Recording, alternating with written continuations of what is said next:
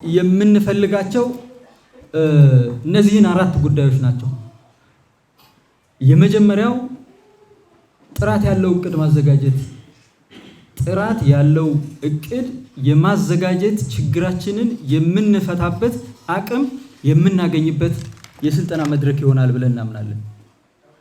በዚህ ሂደት ውስጥ በአጀማመራችን ውስጥ እንደተነጋገርነው ሃው ቱ ዱ ፓርቱንም የምንሰራውን ስራም ኢሹንም ጨምሮ የቀረበበት ስልጠና ስለሆነ በእርግጠኝነት ከዚህ በመናገኘው ልምድ እና የቆየ ልምዳችንን ጨምረን ጥራት ያለው እቅድ ማዘጋጀት መቻል የመጀመሪያው ከዚህ ስልጠና እናሳካዋለን ብለን የጠበቅነው ጉዳይ ነው። ሁለተኛ ከዚህ ስልጠና የምንጠብቀው ውጤት ያደገ ባለቤትነት ድሮም ይኖራል። በስራ ዘርፉ እስካለን ድረስ ሁላችንም እስካለን ድረስ የእቅዱም የስራዎቹም ባለቤት እንደሆን ይታመናል። ነገር ግን ከበፊቱ በተሻለ ሁኔታ የቢሮው እቅድ፣ የመምሪያው እቅድ፣ የጽህፈት ቤቱ እቅድ የኔ እቅድ ነው። በአንድ በእቅድ ዳይሬክቶሬት ወይም በእቅድ ቡድን መሪ ብቻ ሊድ የሚደረግ እቅድ ሳይሆን የሁሉም የስርዓተ ትምህርቱም የመምህራን ልማቱም የትምህርት ቤት መሻሻሉም የሁሉም እቅድ በመዋቅር ደረጃ ወደ ታች ስንወርድ ደግሞ እስከታች ባለው መዋቅራችን በእቅድ ጉዳዮቻችንም በእቅዱ በአፈጻጸም ሂደታችንም የባለቤትነት ስሜትን የሚያሳድግ ልዩ መንፈስ፣ ልዩ ግንዛቤ፣ ልዩ ንቅናቄ ይፈጠራል ብለን እናምናለን። በተደጋጋሚ እንዳነሳ ነው እቅዶቻችንን ብንፈትሻቸው ሁሉም የሁሉም ዞን እቅድ ከክልሉ ጋር ተናባቢ መሆን አለበት። የወረዳ ከዞን ጋር ተናባቢ መሆን አለበት። እስከ ትምህርት ቤት ድረስ ተናባቢ መሆን አለበት። ተናባቢ መሆን ማለት አንድ አይነት መሆን ማለት አይደለም። እንደየአካባቢው ነባራዊ ሁኔታ እንደየአካባቢ አቅሞቻችን የምንጨምረው የምንቀንሰው ነገር ይኖራል ማለት አይደለም። ግን በመሰረታዊ ጉዳዮች የሚናበብ ለአንድ ዓላማ የሚሰራ ተቋም የማድረግ ግብ እናሳካበታለን ብለን እናምናለን። አራተኛው በእቅድ የመመራት ባህላችንን እናሻሽልበታለን ብለን እንጠብቃለን። እቅድን ለመርሃ ግብር የምናዘጋጀው ሳይሆን የተግባር መመሪያ አድርገን ውጤት የምናመጣበት የደይ ቱ ደይ የስራ መከታተያ መርሃ ግብራችን ሪፖርት ስናዘጋጅ ወይም ደግሞ አመቱ ሲጀምር እና ሲያልቅ የምንከልሰው ሳይሆን ሁል ጊዜ የምንመራበት በእቅድ የመመራት ባህል አመታዊ እቅዱን የ5 ዓመት እቅዱን የ25 ዓመት ሮድማፑን ብቻ አይደለም፣ እያንዳንዱን ተግባር በእቅድ የመምራት ለብዙ ተግባራት ለወቅታዊ ተግባራትም ለመደበኛ ተግባራትም ብዙ እቅዶች ይወርዳሉ። ግን በሱፐርቪዥን እንዳረጋገጥ ነው የሚወርዱ እቅዶች ሁሉ እስከታች አይደርሱም። የ90 ቀን እቅድ እንላለን፣ የተማሪ ምዝገባ የንቅናቄ እቅድ እንላለን፣ የኢኒሼቲቭ እቅድ እንላለን። ልዩ እቅዶች አሉ፣ ማአት እቅዶች አሉ። እያንዳንዱ ተግባር የምንመራበት ሁሉንም ተግባር ሁል ጊዜ በእቅድ የመምራት ባህልን ለውጥ እናመጣበታለን ብለን እንጠብቃለን። እነዚህን አራት ጉዳዮች በዚህ ስልጠና እናሳካለን ብለን እናምናለን። እነዚህን ስናሳካ እቅዱንም ስራችንንም የምንመራበት ቅኝት ምን ይሁን ነው። የመጀመሪያው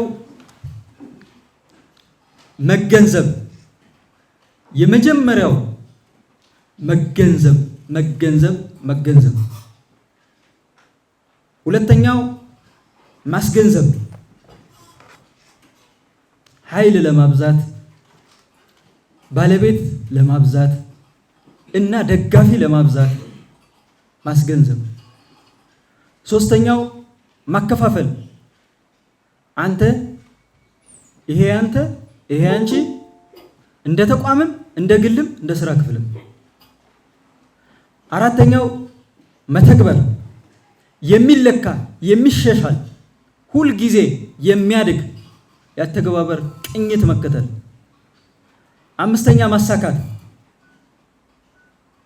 ማሳካት ከተቻለ አልቀን ማሳካት፣ ካቀድነው በላይ ማሳካት፣ በላቀ ደረጃ ማሳካት፣ ኤክሰለንስ ማድረስ ከተቻለ።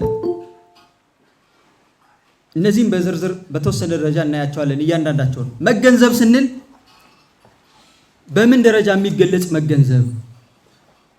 የመጀመሪያው መገንዘብ የሚጀምረው ከራስ መገንዘብ ነው። ከራስ ጀምሮ ግን ስንገነዘብ ግንዛቤያችን መሰረት ማድረግ ያለባቸው በሶስት ጉዳዮች ማንሳት ይቻላል። የመጀመሪያ በትምህርት ዘርፉ ልናሳካቸው የምንፈልጋቸው ፍላጎቶቻችንን መገንዘብ። ምን ፍላጎት አለን? ምንድነው ልናሳካ የምንፈልገው? ይህን ፍላጎት በብዙ መልኩ ልንተነትነው እንችላለን። ከትምህርት አንጻር ዓለም አቀፍ ፍላጎቶች አሉ።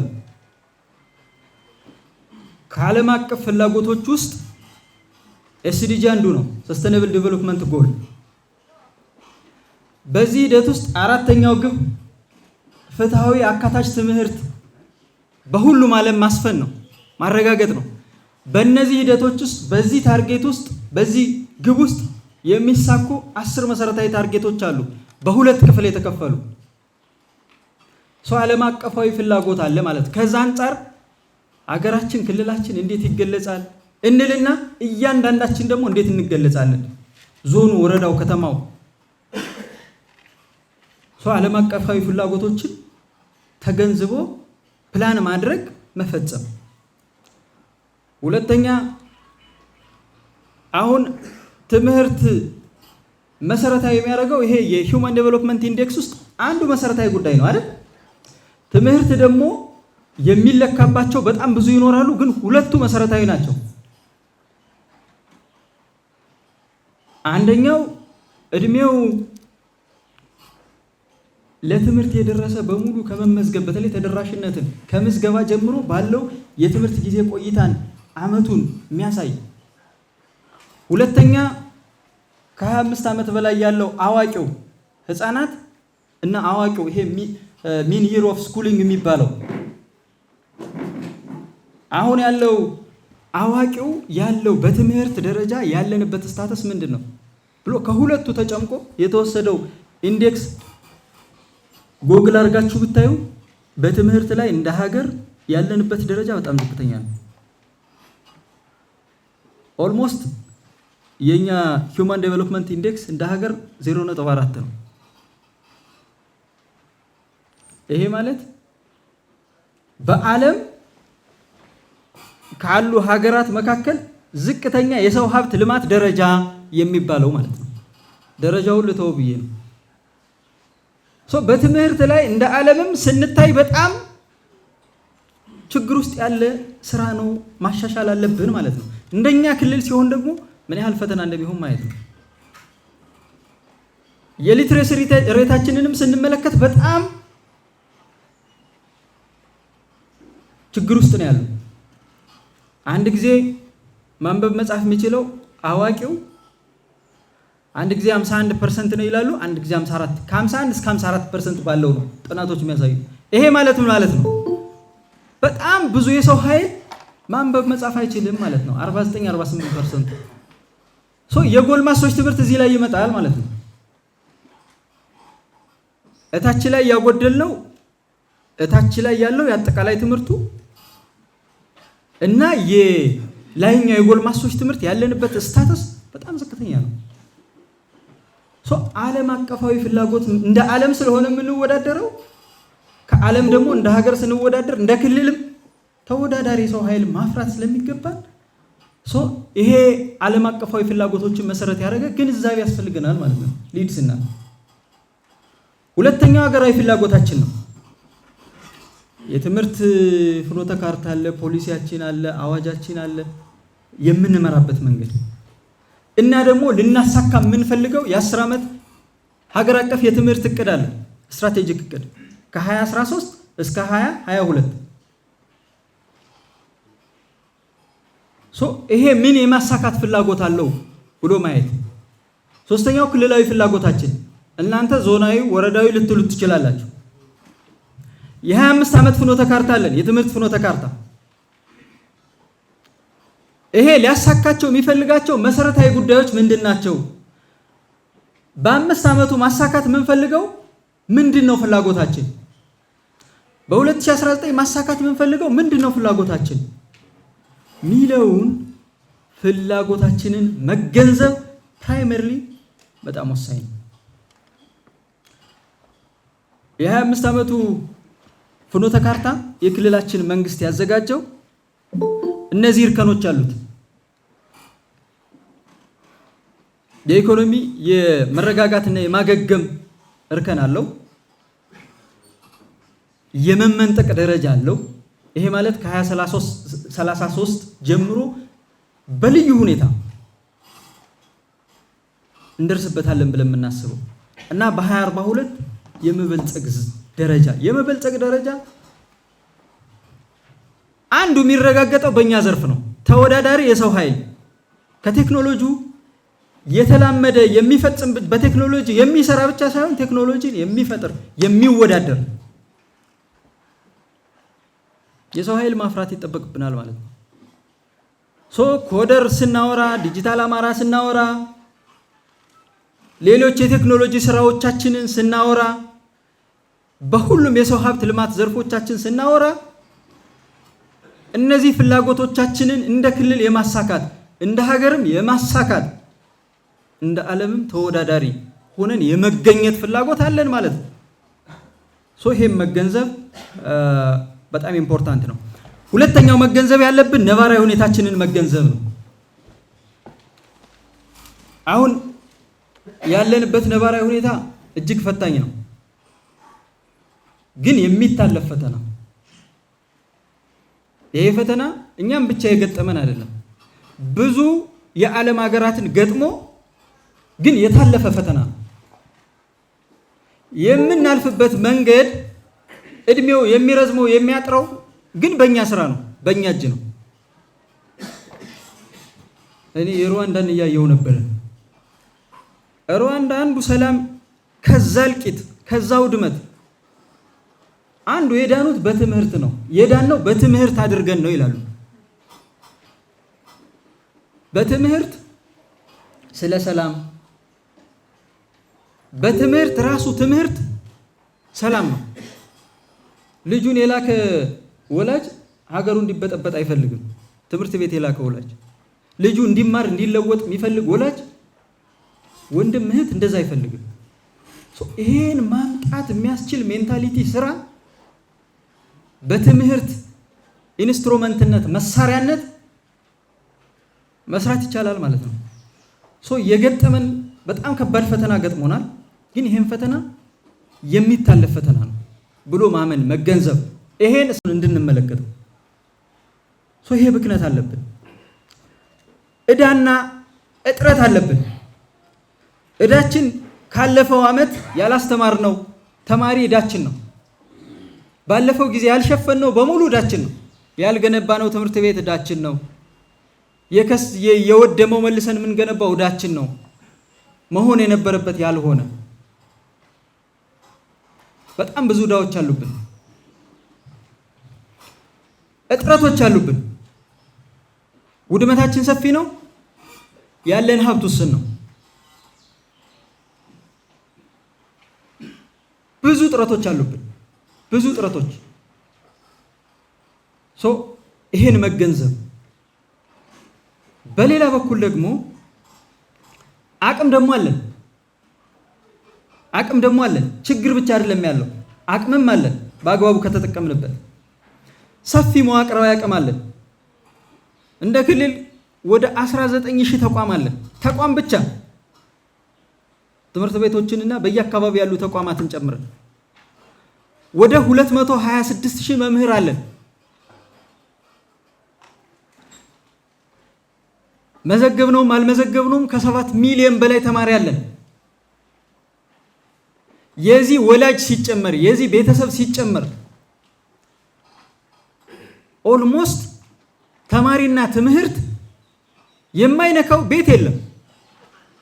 ይሄንን መዋቅር ማንቀሳቀስ ከቻል ትልቅ ለውጥ የማምጣት አቅም አለን ማለት ነው። ችግር ብቻ ሳይሆን ፈተና ብቻ ሳይሆን መቀየር የሚችልም አቅም እንዳለ መገንዘብ ያስፈልጋል። የገጠሙንን ችግሮች መፍቻ የምንፈታባቸው ስልቶችም አሉ። ችግር ብቻ አይደለም፣ ችግሩን መሻገሪያ መንገድም አለ። ለምሳሌ የባከነውን የትምህርት ጊዜ በተፋጠነ የትምህርት ፕሮግራም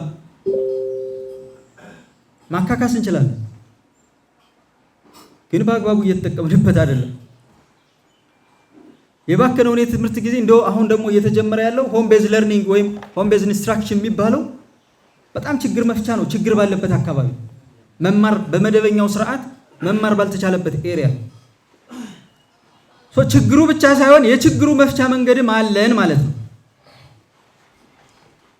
የመንግስትና ዓለም አቀፍ ትኩረትም ለትምህርት በሚፈለገው ልክ ባይሆንም ትምህርት ካልተሻገረ ችግር ይገጥመናል ብሎ መገንዘቡ ግን ትልቅ አቅም ነው። አሁን እንግዲህ እንደምትመለከቱ ሰሞኑን እንደሰማችሁት በሚዲያም እንዳያችሁት የኛ ክልል በዚህ ነባራዊ ሁኔታ ውስጥ ሆኖ በጣም ብዙ ፈተና ያለበት 2000 ኮምፒውተር ኦልሞስት ወደ 600 ሚሊዮን ብር በጅቶ ከ2000 በላይ ኮምፒውተር ገዝቶ ማሰራጨት ተችሏል። በዚህ ችግር ውስጥ ሆነን በቢሊዮኖች በሚሊዮኖች አይደለም በቢሊዮኖች አዳሪ ትምህርት ቤት እየገነባን ነው። በዚህ ችግር ውስጥ ሆነን ኦልሞስት ቢሊዮኖችን እያወጣን መጽሐፍ እያሳተምን ነው። በዚህ ችግር ውስጥ ሆነን ሚሊዮኖችን እያወጣን መምህራን እያሰለጠንን ነው። በዚህ ችግር ውስጥ ሆነን ትምህርት የጎደሉትን ሁሉ ለማሟላት ጥረት እያደረግን ነው። ስለዚህ ይሄን ትኩረት ማሳደግ ከቻል ነባራዊ ሁኔታችን ለችግር የተጋለጠ ብቻ ሳይሆን አስቻይ ሁኔታዎችም ያሉት እና ለውጥ ማምጣት የምንችልበት እድል እንዳለ መገንዘብ ያስፈልጋል። ሶስተኛው መገንዘብ ያለብን ከባቢያዊ አቅምን መገንዘብ ነው። በየአካባቢያችን አንዱ ዞን ያለው አቅም ሌላው ላይኖረው ይችላል። ምን አለኝ ምን የለኝም ብሎ መለየት መሰረታዊ ጉዳይ ነው። ምን ማድረግ እችላለሁ፣ ምን አልችልም፣ ለምን እና ያለኝን እንዴት ልጠቀምበት፣ የጎደለኝን ደግሞ እንዴት ልሙላ ብሎ ከባቢያዊ አቅምን መጠቀም ያስፈልጋል። ነባራዊ ሁኔታን የምንችለውን አቅም ስኮፕን እና ከባቢያዊ አቅምን ተገንዝቦ ማቀድ ማለት ሁኔታን ማስመሰል፣ አስቻይ ሁኔታን መሰረት ያደረገ እቅድ ማዘጋጀት የሚቻለው ከባቢያዊ አቅሞቻችንን መረዳት ይቻላል። ፍላጎቶቻችንን ከተገነዘብ ማሳካት የምንፈልገውን ነባራዊ ሁኔታችንን ከተገነዘብንና አጠቃላይ ነባራዊ ሁኔታችንን ስፔሲፊካሊ ደግሞ ከባቢያዊ ሁኔታችንን አቅማችንን ከተገነዘብ ቅዳችን ይሳካል ማለት ነው። ሁለተኛ ማስገንዘብ ነው። ምን መራበት መንገድ ምን እናስገንዘብ? አሁን የ25 ዓመት ፍኖተ ካርታ አለን ብለናል። የ5 ዓመት ስትራቴጂክ እቅድ አለን ብለናል። ዓመታዊ እቅድ አለን ብለናል። የኢኒሼቲቭ እቅድ አለን ብለናል። በየጊዜው የምናወጣቸው የ90 ቀን እቅድ አለን ብለናል። የየተግባራቱ የክረምት ስራዎች የሌሎች ተግባራትን የምንመራባቸው እቅዶች አሉን ብለናል። ይሄ እቅድ መገንዘብ ብቻ ሳይሆን መላ የትምህርት መዋቅራችን እንዲገነዘበው ማድረግ አንደኛው ስራችን ማድረግ አለብን። ሁለተኛው ለሌላው የመንግስት መዋቅር እንዲገነዘበው ማድረግ አለብን።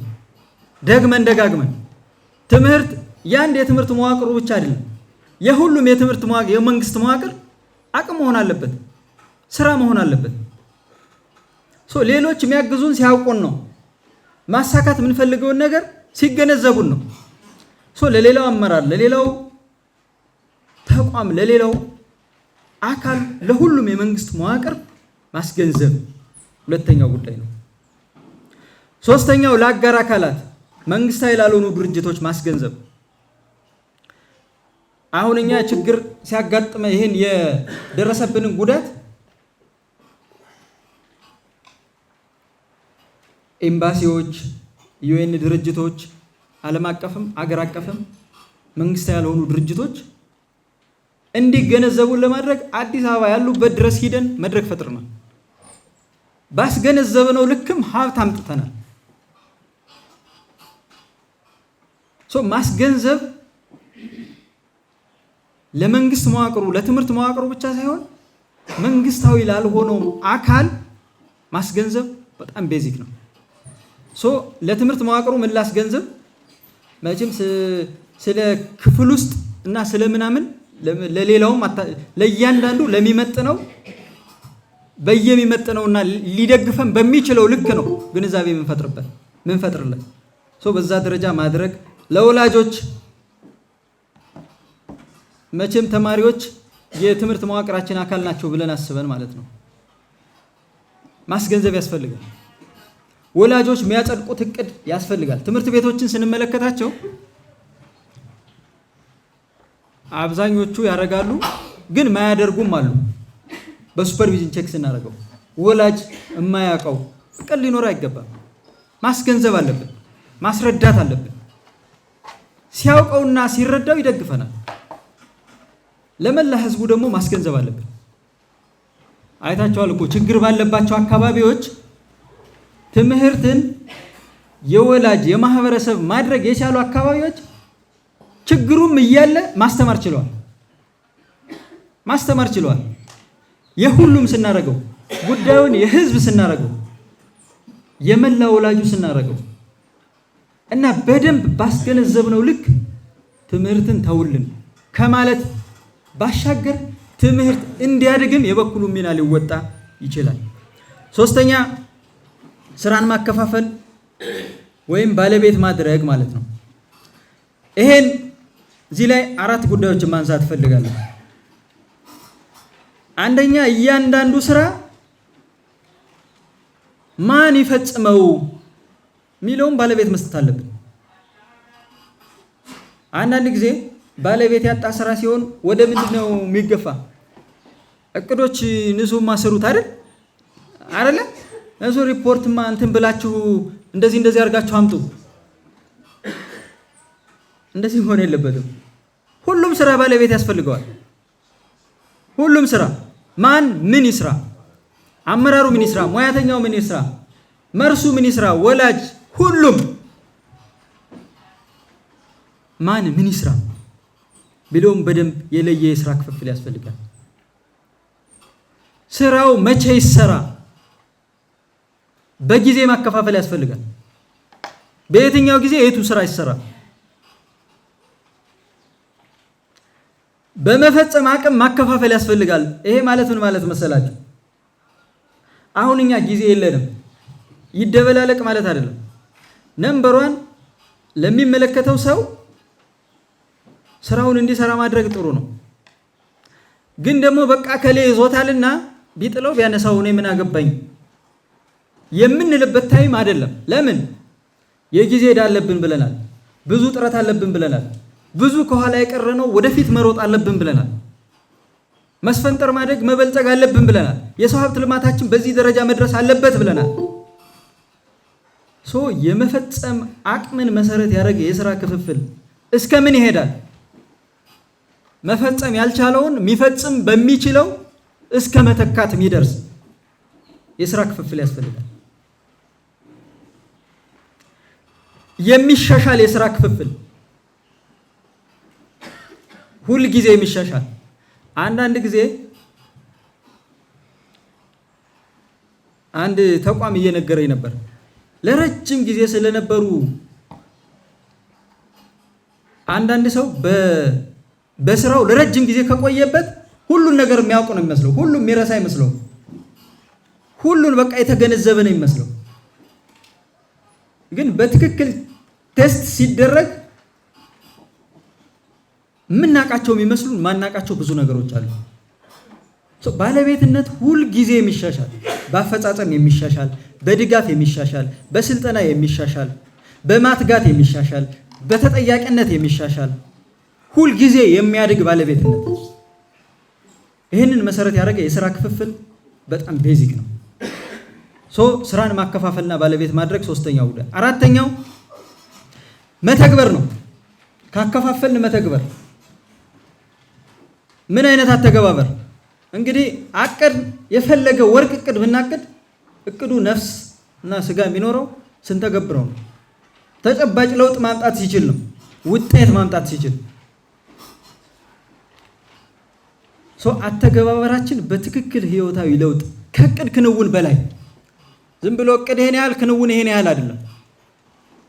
ክንውኑ ያመጣው ህይወታዊ ለውጥ መለካት መመዘን ያስፈልጋል። ይሄን ያህል ተማሪ እንደዚህ ተሸጋገረ ሳይሆን ምን ያህል ጨበጠ የሚለውን ቼክ ማድረግ፣ በስነ ምግባሩ፣ በእውቀቱ፣ በክህሎቱ ምን አደረገ፣ ምን ጨበጠ። ይሄን ያህል ስልጠና ተሰጠ ሳይሆን አሁን እንደዚህ እዚህ መድረክም ይሄን ያህል ተሳታፊ ተሳተፈ ሳይሆን መሳተፉ ምን ውጤት አመጣ። በእቅዱ ላይም በተመሳሳይ ያስቀመጥናቸው ጉዳዮች ነፍስና ስጋ እንዲኖራቸው ማድረግ ያስፈልጋል። ሁል ጊዜ የሚለካ ተግባር እየለኩ የሚሻሻል የሚለካ የሚሻሻል በሩብ ዓመት ተጠብቆ የሚለካ ሳይሆን በየጊዜው እየገመገሙ እየለኩ ማሻሻል የሚሻሻል ተግባር። በድጋፍና በክትትል በጥብቅ ድጋፍና ክትትል፣ በአካል ምልከታ፣ በቼክሊስት፣ በግብረ መልስ የሚያድግ ተግባር። ይሄን ማድረግ በጣም ያስፈልጋል። አምስተኛው ማሳካት። ምን አይነት ማሳካት? እቅዱን አለማሳካት አይቻልም። ይሄን መቼም አንደርስታንድ ታደርጉታል። አቅዱ አለማሳካት ዕዳ ያለበት ሰው አቅዱ አለማሳካት አይችልም። ማሳካት አለብን። ከቻልን ምን ማድረግ አለብን? ከማሳካት በላይ ማላቅ አለብን፣ ማስበለጥ አለብን። ካቀድነው በላይ ቢያንስ ግን ማሳካት አለብን። ማሳካት ቢያንስ ነው፣ ሚኒመም ነው። ይሄ እንደመናገር ቀላል አይደለም። ማሳካት ማላቅ ዝም ብሎ እንደመናገር ቀላል አይደለም። ብዙ ሳክሪፊኬሽንስ፣ ብዙ ዋጋ መክፈል፣ ብዙ ከፍ ዝቅ እና ብዙ ጥረቶች እንደሚኖሩ ባለመገንዘብ አይደለም። ግን ይህን ማድረግ ለመሻገርና ለውጥ ለማምጣት የሰው ሀብት ልማታችንን በትክክለኛው መሰረት ላይ ለማኖር ቤዚክ ነው። ለምን ትምህርት ላይ የሚሆን ልግመት ይላል በየቤቱ ተመልሶ ይመጣል። ትምህርት ላይ የለገመ ሰው ነገ ሲያክመው የተሳሳተ መድኃኒት ወቅቶ ይገለዋል። ትምህርት ላይ የለገመ ሰው ነገ የሚሰራው ቤት ተንጋዶ ይወድቅበታል። በላዩ ድልድዩ ይደረመሳል፣ መንገዱ ይፈርሳል። ማሳካት ብቻ ሳይሆን ማላቅ ያለበት ማሳካት በጣም ኢምፖርታንት ነው። ለዚህ አዳዲስ ስልቶችን መተግበር ያስፈልጋል። ኢኒሼቲቮች አንዱ የማላቂያ መንገዶች ናቸው። በኋላ ትንሽ አነሳቸዋለሁ። የማበረታቻና የተጠያቂነት ስርዓት አንዱ ለማላቅና ለማሳካት መንገድ ነው። ብዙ እኛም ዞኖችን ደረጃ እናወጣለን፣ ኮምፒውተር እንሸልማለን፣ እንደ አቅማችን ያለንን እንሸልማለን።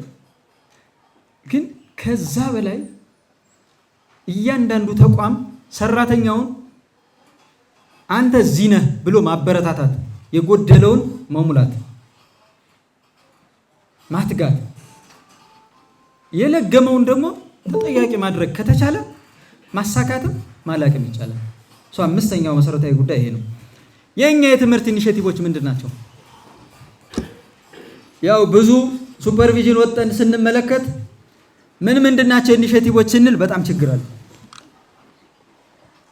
የታወቀ ኢኒሼቲቭ አለን። እንደ ሀገር ወደ 17 ኢኒሼቲቮች አሉ። እንደ ክልልም ወደ 12 አካባቢ ኢኒሼቲቮች አሉ። እኛ ደግሞ ከነዛ ውስጥ 7ቱን ኢኒሼቲቮች ቆጥረን መስራት አለብን። አንደኛው ኢኒሼቲቭ ትምህርት ለትውልድ ነው። በዚህ ውስጥ 3 ጉዳዮች አሉ በትምህርት ለትውልድ ውስጥ። አንደኛው ቅድመ አንደኛ ደረጃ ትምህርት ቤቶችን ማስፋፋት ነው። ማስፋፋትና ራስ ማስቻል ሁለት ነገር። ማስፋፋት፣ ራስ ማስቻል። ማስፋፋት ማለት በአዲስ መገንባት ማለት ነው። ራስ ማስቻል ማለት ከአንደኛና መካከለኛ ደረጃ ጋር የነበሩትን ራሳቸውን እንዲችሉ ማድረግ ማለት ነው። አንደኛው ጉዳይ ቅድመ አንደኛ ደረጃ ትምህርት ቤቶችን ማስፋፋት ነው። በዚህ ንቅናቄ ውስጥ ከዚህ በፊት 10 አድርገናቸው ነበር። ራሱን አስችልን አውጥተን ነው። ግን በዚህ ውስጥ ቢካተት ጥሩ ነው ብለን ኮንደንስ ማድረግ አንዳንዴ ጥሩ ነው ለመያዝ። ሁለተኛው የትምህርት ቤቶችን ደረጃ ማሻሻል ነው።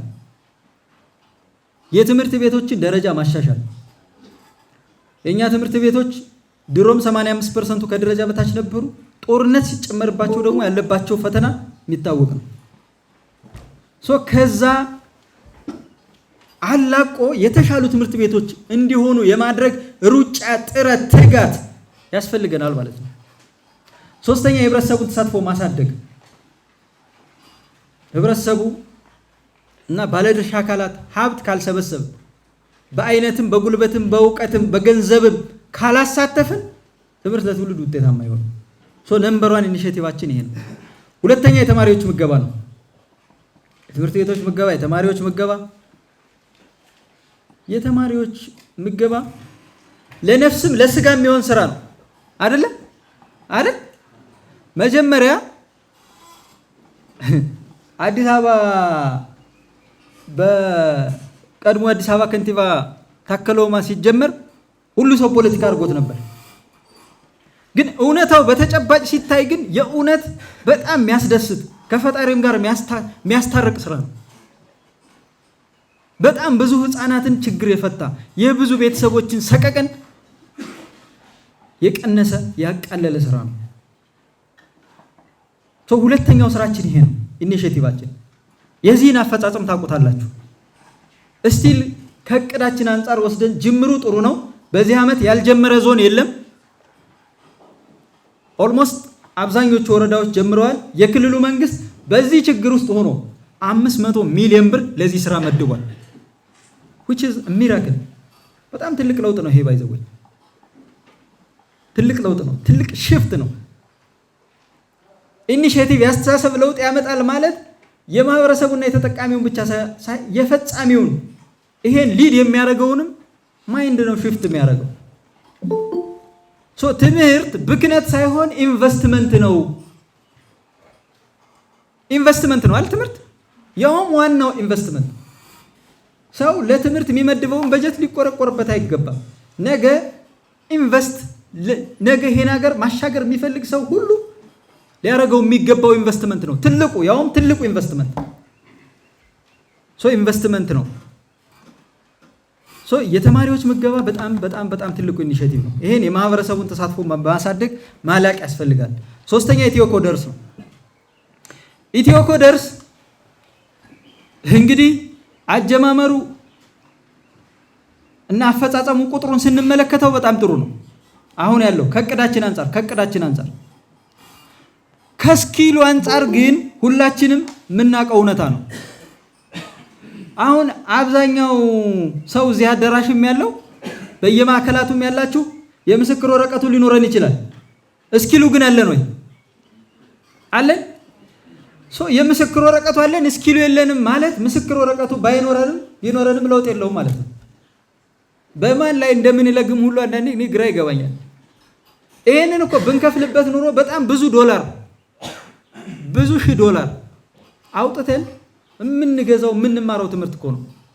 ያውም ዓለም አቀፍ ኮምፒተንሲ ያለው የትም ዓለም ገበያ ላይ መሳተፍ የሚያስችል አቅም ይፈጥር። ልጆቻችንን ትውልዱን እኛን በቴክኖሎጂ ለማላቅ ኢትዮኮደርስ ኮድ የሚያደርጉ ሰዎችን ትውልድን መገንባት በጣም ኢምፖርታንት ነው። ይሄ ኢኒሼቲቭ ነው። ይሄን መስራት የመርሃ ግብር አይደለም፣ የውጤት የስኬት ማድረግ ያስፈልጋል። አራተኛው ዲጂታል መታወቂያ ነው። ይሄ በብዙ ፈተናዎች ውስጥ እንደምንም እስከ ትናንት ማታ 1 ሚሊዮን ደርሰናል። ተማሪዎች ማለት ነው። ግን ከዚህ በላይ መስራት አለብን። ከዚህ በላይ መስራት አለብን። ይሄ መዘመን ነው። በየባንካችሁ የባንክ አካውንቶቻችሁ አይታችኋቸው ከሆነ ከፋይዳ ጋር ሲያያዙ የስም ስህተት ሳይቀር ተስተካክሏል አይደል? አውቶማቲካሊ ነው የተስተካከለው። ይሄ በጣም ትንሹ ጥቅም ነው። የትም ቦታ መገልገል ይቻላል። ይሄ መዘመን ነው።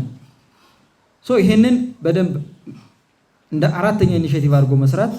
ዲጂታል አማራ የክልላችን ኢኒሼቲቭ ነው። ባይዘው ይሄ በጣም ትልቅ ኢኒሼቲቭ አሁን በ23 ትምህርት ቤቶች እየተሰራ ያለ በቀጣይ የሚሰፋ ይሄንን ቆጥሮ መስራት። ጽዱ ትምህርት ቤቶች ስድስተኛ ኢኒሼቲቭ ነው። ጽዱ ትምህርት ቤት ጽዱ ኢትዮጵያ ሚል እንደ ሀገር አቀፍ ኢኒሼቲቭ አለ። ጽዱ ትምህርት ቤት በክፍል ውስጥም ከክፍል ውጭም በጣም ትልቅ ፒላር አድርገን መስራት አለብን። ቀዳማይ ልጅነት ከጤናና ከሴቶች ህፃናት ጋር ሆነን የምንሰራው ነው። ይሄ ከጽንስ ጀምሮ እስከ ለትምህርት እስኪደርስ ድረስ ብቻ ሳይሆን ይሄ በተለይ ወደ ቅድመ አንደኛና ልጆች የሚባሉትን የልጅነት እድሜ ላይ ያሉ ህፃናትን በትምህርትም በአስተዳደግም በሁሉም ቀርጾ የማሳደግ ኢኒሼቲቭ ነው። ይሄ በጣም ትልቅ ፕሮጀክት ኢቭን ሙያተኛ ተመድቦለት 3 ሙያተኞች ናቸው አይደል? 3 ሙያተኛ ጭምር ተመድቦለት አሁን እየተሰራ ያለ በጣም ትልቅ ስራ ነው። ትልቅ ኢኒሼቲቭ ነው። ትልቅ ለውጥ የምናመጣበት ይሄ መቀንጨር መቀጨጭ የሚባሉ ነገሮችን ሁሉ የሚያስተካክል እና በጣም ትልቅ ለውጥ ማለት መደበኛ ስርዓትን የሚያዛባ ግብረ ኃይል ማለት አይደለም። መደበኛ የየዘርፉን ስራ የሚያዛባ ማለት አይደለም። የሚያቀናጅ ሁሉም ሰው ይወያያል እንጂ ሁሉም ሰው ሐሳብ ያቀርባል። እንደዚህ አሁን እዚህ ክፍል ውስጥ ሆነን አሁን መጻፍ እንችላለን? አንችልም አይደል? የሚጽፍ የሚያደራጅ በጋራ ማውራት መወያየት ነው እንጂ መጻፍ ያስቸግራል። ማዳበር ነው የሚቻለው። ያው እንደኔ ማለት ነው። እና ይሄን የሚመራ የተለየ አደረጃጀት መፍጠር አለብን። ሶስተኛ ሰሞኑንም ብየዋለሁ፣ በአጀማመር ወቅት በእቅዱም በተደጋጋሚ እንደተነሳው እናንተም እንደምታውቁት የእቅድ ካልቸርም ቢሆን ባለፉት ዓመታት የተሳኩትንና ያልተሳኩትን ጉዳዮች መለየት ያስፈልጋል። ምን አሳካን፣ ምን አላሳካንም። ምክንያት 2019 የምናቅደው ያለፉ ዳዎቻችንንም ነው ብለናል። ያሳካነውና ያላሳካነውን አንጥረን መለየት አለብን ከነ ምክንያቱ። አራተኛ ያሳካነውንና ያላሳካነውን እዳችንን ከ2019 ፍላጎታችን ጋር አጣምረን እቅድ ማዘጋጀት አለብን። ባለፈው ምን ጎደለን፣ አሁንስ የምናሳካው ተጨማሪ ፍላጎታችን ምንድን ነው ብለን ያንን መሰረት ያደረገ ጥራት ያለው እቅድ ጥራት በሉ እስቲ። ያው ተማሪዎቻችንን በሉ የሚሉ መምህራን እኮ እንዲሉ ብቻ ስለፈለጉ አይደለም፣ እንዲነቁም ነው። በየማዕከሉ ያላችሁም ጥራት በሉ እስቲ። በሉ እዚህ ያላችሁ ጥራት እንደው አደራችሁ በጆሮአችሁም በአፋችሁም ተናገሩት ብዬ ነው። ጥራት ያለው እቅድ ዘንድሮ ማዘጋጀት አለብን።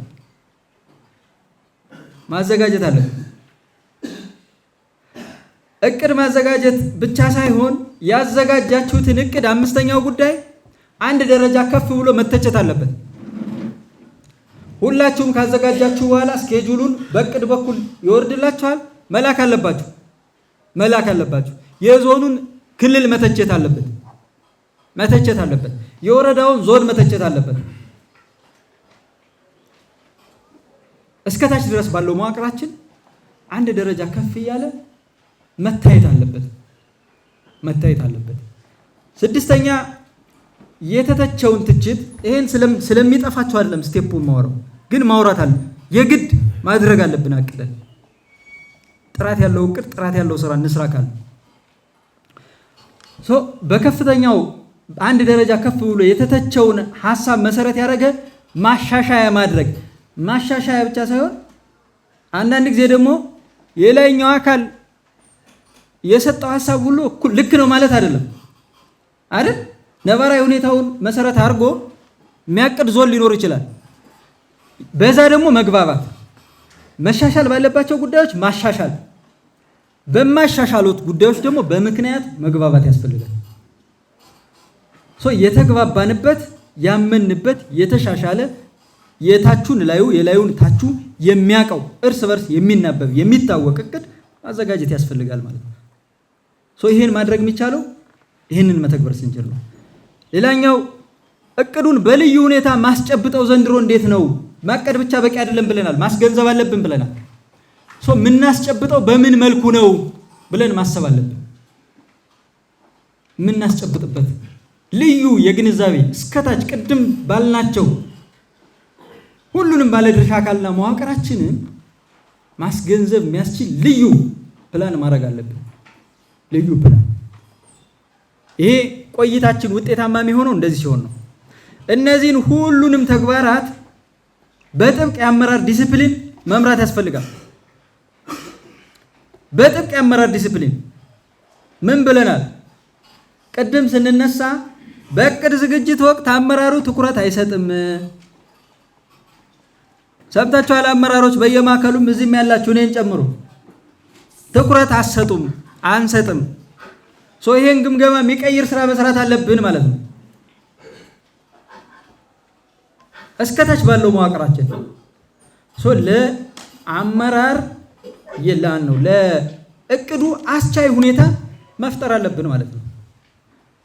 እነ ዘመነ ጋር ስንመካከር ዘንድሮ እንደዚህ አይነት ጉዳይ ቢፈጠር ብለን ስንመካከር ምቹ ሁኔታ መፍጠር የአመራሩ ድርሻ ነው። አዎ ልክ ነው፣ መፈጠር አለበት፣ ሀብት መፈለግ አለበት፣ መመቻቸት አለበት፣ መካሄድ አለበት ብለን ወሰን በጋራ ይሄ ተካሄደ። በየአካባቢው ባሉ አማራጮች ሁሉ እንግዲህ አመራሮች ሀብቱን የምትሰጡን እናንተ ናችሁ ከየት እናመጣለን እንደማትሉ እርግጠኛ ነኝ። ግን ባለ አማራጭ ሁሉ ምቹ ሁኔታ መፍጠር ያስፈልጋል እና የአመራር ትኩረት የአመራር ልዩ ድጋፍ ለቅድ ዝግጅት ያስፈልጋል። ይሄ በጣም ዘንድሮ በጥብቅ የምንፈጽመው ተግባር መሆን አለበት። ይሄን ካደረግን በእርግጠኝነት 2019 የትምህርት መዋቅሩ ምንድነው? ምን አዲስ ነገር ኖሮ ነው በዚህ ደረጃ ለውጥ፣ በዚህ ደረጃ ንቅናቄ፣ በዚህ ደረጃ እምነት የሚያስብል ስራ ለራሳችንም ደስ ያሰኛል እኮ። ስራ እኮ ከደከምንበት በኋላ ጥሩ ስራ ከሰራን እኮ ሁላችንም ውጤቱን ስናየው እኮ ደስ ይለናል። ያው እንደምታውቁት ምንድነው ባርቲንግ ሳር ኦርፋን ይባላል። መጥፎ ነገር ወላጅ አልባ ነው። መጥፎ ነገር ሲኖር ሁሉም የኔ አይለውም። ስኬት ሲኖር ግን ለውጥ ማምጣት ስንጀምር ግን ሁሉ የኔ ይለዋል፣ ሁሉ ይደግፋል፣ ሁሉ አለው ይላል።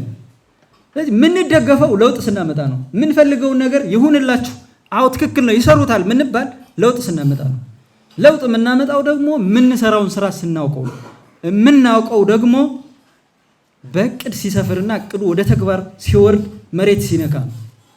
ይሄንን ለማድረግ ሁላችንም ከልብ አምነን እንግዲህ ደጋግሜ እንደምለው የትምህርት ስራ የሚለግም ሰው ልግመቱ ተመልሶ ይመጣበታል። እንደዋዛ የሚባል ስራ በትምህርት ካለ እንደዋዛ የሆነ ኑሮ እንደዋዛ የሆነ ችግር ነው የሚገጥመው። ሁል ጊዜ የማይለቀን ፈተና የክልላችንን የትምህርት ስብራት ማከም የሚችል ጥረት፣ ትጋት እና ፍጹም ልባዊ እምነት ይዘን በጣም ለውጥ እንደምናመጣ እምነቴ ነው። በጣም አመሰግናለሁ። ይሄ እንደምናደርግ እርግጠኛ ነኝ።